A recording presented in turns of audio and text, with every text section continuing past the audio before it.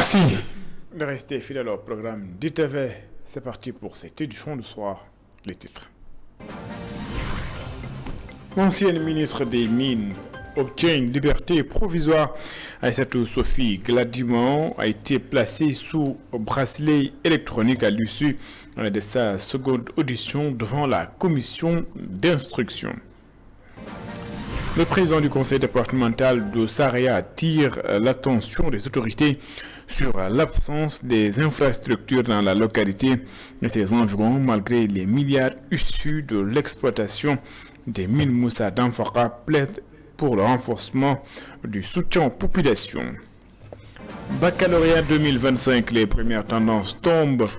Nous vous amenons ce soir au centre d'examen Amadou Ampateba. Cris de joie, de tristesse, de suspense jusqu'au bout. Voilà pour les titres. Le développement, c'est dans une poignée de secondes.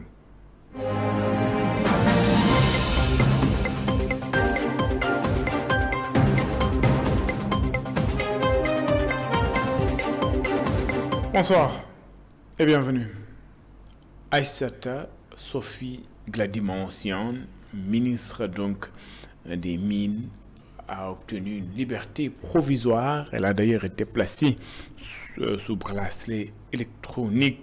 L'ancienne ministre donc a été poursuivie dans le cadre d'un dossier issu des fonds force Covid-19, notamment concernant un des sentiers confiés donc à son ministère. Elle vient donc d'obtenir une liberté provisoire. Elle a été placée sous bracelet électronique. Et surtout Sophie Gladimon donc a été placée sous bracelet électronique par la commission d'instruction de la Haute Cour de justice. Nous restons dans le cadre de la justice. Madiambal Diagne, journaliste, a donc été convoqué demain par la cybersécurité à 10h. Le journaliste a fait savoir sur son réseau X. Il ignore pour l'heure le motif de sa convocation. Madiambal Diagne convoqué donc demain à 10h. Le groupe parlementaire Taku Wallu Sénégal fustige l'attitude du Premier ministre. Selon les députés, Ousmane Sonko attaque injustement la justice. Ils appellent au respect des institutions. Selon eux, il est inacceptable qu'un Premier ministre avance de tels propos. Ils se disent déterminés à faire face au régime dans le respect. Aïssata Tall Sall, présidente du groupe parlementaire Taku Wallu Sénégal, est ici au micro de Khadijana Diouf et de Barasson.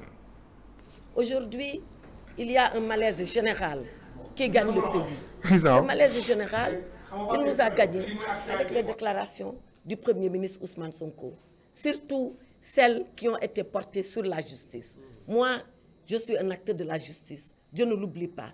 Jamais, jamais, jamais de ma mémoire d'avocat, je n'ai vu un gouvernant tenir des propos comme ça contre la justice. On lui demande de s'arrêter pendant qu'il est encore temps. Le jour où il va détricoter le fil de la justice, qui est ce fil très solide, mais en même temps très tenu, parce que tout tient à la confiance que nous portons à la justice. Si nous rompons le fil de la confiance, ça n'est terminé de notre République. De s'adresser aux gens en les insultant, en les injuriant, bien sûr que si c'est comme cela, nous ne sommes pas l'opposition. Parce que cette opposition-là, pour nous, ce n'est pas une opposition responsable. Nous sommes l'opposition que nous voulons incarner à l'image de notre leader, le président Macky Sall. Une opposition d'abord qui se respecte. On ne se respecte pas en insultant les autres. Maintenant, on dit à cette majorité que notre opposition, elle continuera déterminée, ferme. Et Inch'Allah, la majorité nous trouvera sur son chemin chaque fois que cela est nécessaire. Mais qu'ils ne nous demandent pas de faire comme eux ils faisaient, parce que pour nous, ce n'est pas la bonne école de la politique. Sans injurier, quand je vois comment certains d'entre eux se sont mis ce matin à répondre à Badara Gadiaga, parce que tout simplement, il a mis en mal un collègue député, eh bien j'ai pitié d'eux. J'ai pitié, moi, de ces gens-là. La société minière Sabodala Gold a investi 1,6 milliard de francs CFA en matière de politique RSE, responsabilité sociétale d'entreprise. La structure a soutenu 1900 femmes, ce qui traduit selon les responsables de la société la volonté de l'entreprise de soutenir le développement local. Sabodala Gold compte renforcer son appui à l'endroit des populations de Saraya et environ. Satoudiba et Mafalfal.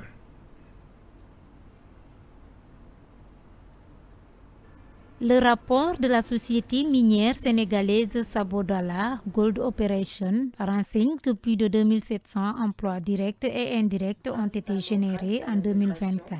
Environ 1,6 milliard de francs CFA investis dans des projets sociaux. 1900 femmes ont été soutenues directement avec un coût global de 200 milliards de francs CFA d'investissement. Donc on a dépensé autour de 1,6 milliard de francs CFA destinés donc à ces collectivités et aux différents acteurs, en tout cas communautaires, les jeunes, les femmes. On a aussi beaucoup travaillé avec les coopératives agricoles parce qu'on a développé aujourd'hui, on en est à une quinzaine de périmètres maraîchers répartis dans les deux grandes communes, la commune de Kosanto et la commune de Sabodala. Et donc on les a organisés en coopératives agricoles communales. Sur chaque commune, il y a une coopérative. Donc, il y a plus de 1000 personnes qui travaillent dans ces coopératives agricoles. Donc, c'est aussi quelque chose de satisfaisant. En termes d'électrification, tous les villages de la commune de Sabodala sont aujourd'hui électrifiés grâce au soutien, effectivement, de la société Sabodala, avec aussi l'accompagnement de l'ASER. On a dépensé 1,4 milliard. Présent à la cérémonie, le président du conseil départemental de Saraya a quant à lui invité les autorités à renforcer l'employabilité des jeunes. Ce qu'il faut maintenant remarquer, c'est que ce qui est en train d'être fait doit être renforcé, doit être amélioré, doit être amplifié. Parce que ça fait maintenant bientôt 20 ans que l'or est exploité dans le département de Saraya. Il est temps quand même qu'on n'ait plus certaines problématiques.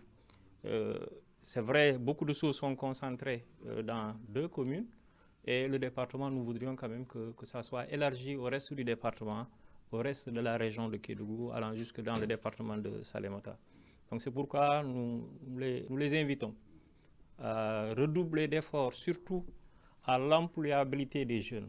L'objectif de la mise en œuvre du modèle minier est fondé sur le respect, l'innovation et la création de valeurs partagées. Une première au Sénégal qui symbolise la volonté de contribuer à l'industrialisation. Notre production de 2024, c'est 229 000 onces, c'est-à-dire autour de 7 tonnes, c'est un peu moins de 7 tonnes. 22% de moins que ce qu'on a produit l'année dernière, les 9,4 tonnes qu'on a produit en 2023. Mais heureusement, à cause des cours de l'or, notre chiffre d'affaires, même s'il a un peu régressé, 5% par rapport à notre chiffre d'affaires de 2023, est quand même resté important. On a fait 337 milliards de chiffre d'affaires. Et donc ce chiffre d'affaires a été dépensé à 90% ici au Sénégal. Donc sur les 337 milliards, la grande partie a été donc contribué à la formation du PIB du Sénégal. Le vice-président des affaires publiques Sénégal, Mali et Guinée de la société minière sénégalaise Sabodala Gold Operation a également souligné l'achèvement de la centrale solaire photovoltaïque de 37 MW sur le site de Sabodala, Massawa, en 2024. Elle marque une avancée majeure dans la stratégie bas carbone d'Andevaour. Le président du conseil départemental de Saraya interpelle l'État sur le manque d'infrastructures selon Moussa Danfaka, malgré les recettes issues des activités minières estimées à près de 100 milliards de francs CFA. Les populations font face à plusieurs difficultés, absence de routes et de structures de santé, entre autres. Moussa Danfaka, président du conseil départemental de Saraya, est au micro de Satoudiba et de Mafalfal. Et au-delà de cela, il faut penser à desservir l'axe Bembou jusqu'à Sabodala-Bransan. Et ça fait pas mal de morts, ça fait pas mal de dégâts. En tout cas, cette route aujourd'hui doit être goudronnée. Au même titre que la route allant de Saraya jusqu'à Saint-Soutou, allant de Saraya jusqu'à Guémédi et d'autres routes. Parce qu'on a toujours tendance à dire que le développement, la route du développement passe par le développement de la route. Et malheureusement, nous manquons de tout cela dans ce département. C'est pourquoi nous les appelons à redoubler d'efforts, à concentrer un peu leurs efforts aussi dans le département de Saraya. Il n'y a pas que la société minière, il y a l'État du Sénégal qui chaque année gagne plus de 100 milliards. Beaucoup plus que 100 milliards sont versés dans les caisses de l'État. L'État doit quand même reconsidérer un peu le dispatching de ce fonds et penser à ces populations qui ont tout donné, qui ont beaucoup perdu d'ailleurs et qui sont très résilientes. Donc ils ont perdu leurs terres, ils ont perdu leur mode de vie, ils ont perdu pas mal de choses, ils ont fait beaucoup de concessions. Il est temps quand même qu'on oriente certains projets, en tout cas de développement, et surtout sur le plan des infrastructures socio-économiques de base qui manquent dans cette localité. On ne peut pas comprendre chaque année que plus de 100 milliards sont versés dans les caisses de l'État et qu'on manque d'eau dans cette localité, que les jeunes ont du mal à trouver de l'emploi, qu'on manque d'électricité, qu'on manque aujourd'hui de routes praticables, qu'on manque d'infrastructures sanitaires. On ne peut pas l'accepter aujourd'hui. Le président donc, du conseil départemental de Saraya qui a interpellé l'État sur l'absence d'infrastructures dans le département marche pacifique à l'initiative des maîtres coraniques à Kaolack. C'est pour sensibiliser sur l'importance de l'enseignement coranique et les assises des Dara. Les maîtres coraniques ont également fait part de leur doléance aux autorités. Mamadou Lamine Fall, le vice-président du Bureau national de la Fédération nationale des associations d'écoles coraniques du Sénégal, il est interrogé par Sekou Diallo et Astomay. Nous vous demandons de bien respecter les recommandations divines. Les parents des talibés veulent également que ces recommandations soient appliquées. Parmi ces recommandations, la bonne protection des talibés, leur sécurité ne doit pas être négligée. Le système de l'enseignement doit aussi être pris au sérieux. Il faut que ces enfants puissent maîtriser le Coran dans les meilleurs délais. Avant notre époque, pour maîtriser le Coran, les enfants l'apprenaient 8 ans, voire plus. Mais aujourd'hui, avec l'arrivée des nouvelles technologies, cela n'est plus à l'ordre du jour. Mais aujourd'hui, les Serigne Dara doivent adopter de nouveaux systèmes pour que les enfants puissent maîtriser le Coran dans un délai record. La troisième responsabilité des Serigne Dara aux enfants, c'est l'éducation. Tout ce qui renvoie au comportement de ces talibés doivent strictement être surveillés par les Serigne Dara. L'autre point que je voulais aborder, ce sont les assises que l'État du Sénégal compte organiser. Ces assises nationales doivent prendre toutes les préoccupations des Serigne Dara. Je veux dire par là que le Dara ne nous appartient pas. Bien vrai que nous avons comme mission de le protéger, les conclusions qui sortiront de ces assises doivent être strictement respectées par tout le monde et elles seront toutes appliquées, quelles que soient les positions des uns et des autres.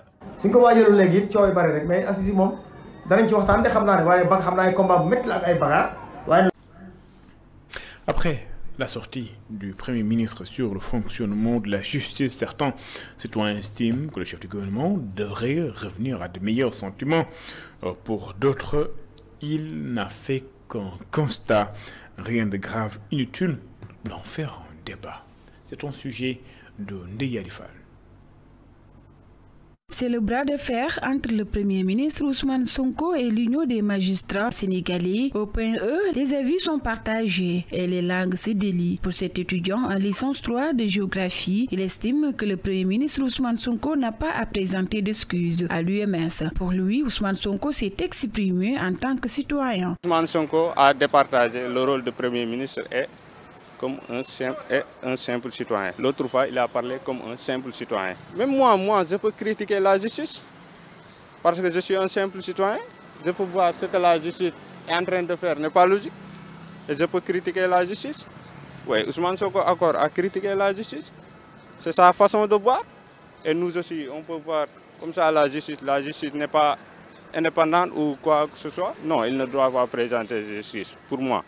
Une position que ne partage pas ce père de famille. Selon lui, des excuses publiques sont nécessaires pour apaiser les tensions entre le gouvernement et le corps judiciaire. C'est la réalité, ce qu'il a dit, ça vient de lui. Et que ça a touché quelques-uns parmi les magistrats. Il faut qu'il revienne en arrière, en sachant qu'il est Premier ministre. Il est là pour son nation. Si on le demande de s'excuser, il n'a qu'à revenir sur terre, qu'il s'excuse, après on continue la vie. Il n'y a rien de mal là-dessus. Même son de cloche chez ce quarantaine, il estime que le Premier ministre Ousmane Sonko devrait revoir sa posture s'il veut incarner pleinement ses responsabilités et commencer par présenter ses excuses aux magistrats.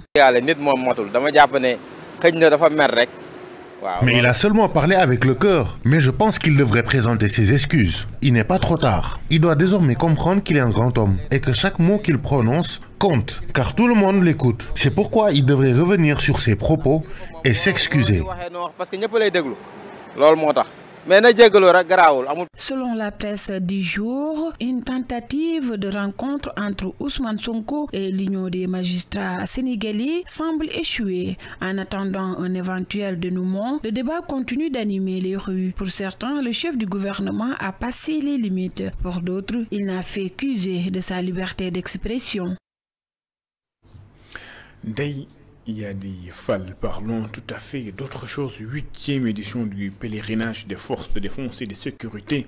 Plusieurs activités étaient au programme, prières, recueillement et reboisement. Il s'agit également de rendez-vous importants pour des éléments des forces de défense et de sécurité. Marc Fodi, membre du comité d'organisation, il est au micro de Clément, Nicolas Thiaw et de Cheikh Ahmed Tidiane Diouf. Pèlerinage des forces de défense et de sécurité, nous, militaires, on a besoin quand même de vivre notre foi chrétienne, notre foi catholique. Et vous me permettrez de revenir sur le contexte qui a apporté la naissance de ce pèlerinage.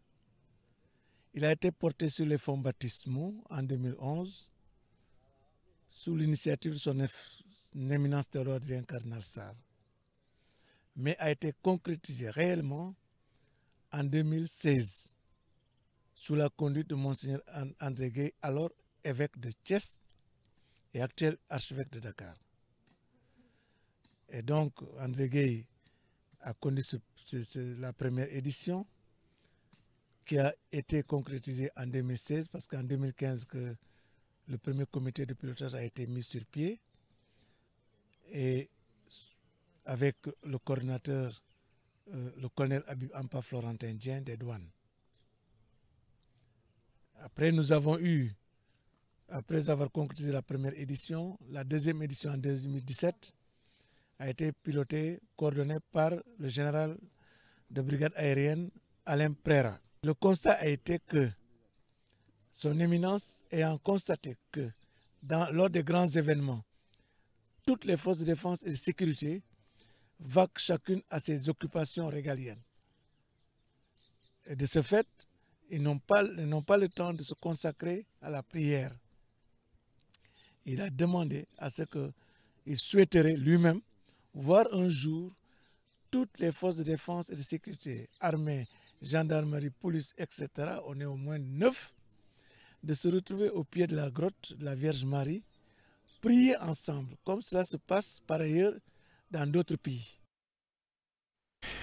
Et puis, baccalauréat 2025, le centre d'examen à Amadou Pateba était noir de monde ce matin, cri de joie et de tristesse à l'annonce des résultats. Certains du baccalauréat sont avoir décroché leur premier diplôme universitaire se disent satisfaits, fruit d'un long travail. Elisabeth Grastine.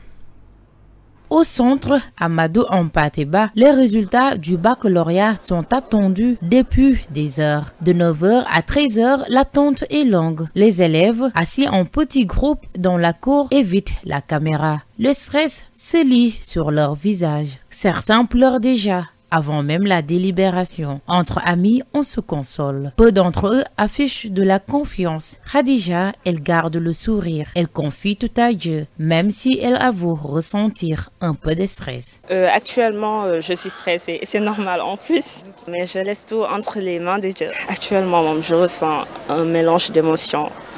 Et tout. Quelques heures plus tard, les membres du jury apparaissent au deuxième étage face à une foule d'élèves et la tension monte. Ils viennent de plusieurs établissements, le collège Sacré-Cœur, Biragou Diop, le lycée Kennedy, Blaise Diagne, l'Institut Notre-Dame, etc. Et soudain, des cris de joie, des larmes. Les élèves se soutiennent, s'embrassent, exultent. Les résultats sont globalement satisfaisants au centre Amadou Hampâté-Bâ de Dakar.